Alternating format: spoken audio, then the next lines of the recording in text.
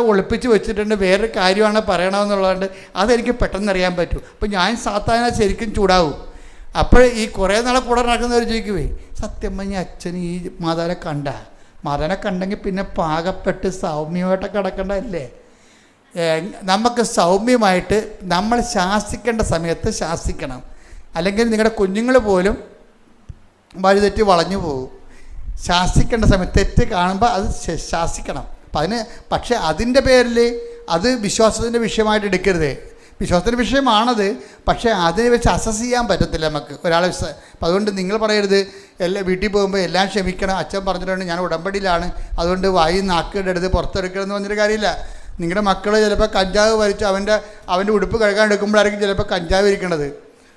അപ്പം തന്നെ കൈ കിട്ടിയ സാധനം കൊണ്ടൊരു തലക്കെട്ട് അടിക്കണം. അപ്പം തന്നെ എന്താ കാര്യം? അമ്മയ്ക്ക് അടിക്കാൻ അധികാരമുണ്ട്. ആരെങ്കിലും ഇന്ന് വെടിപ്പും മെനയോടെ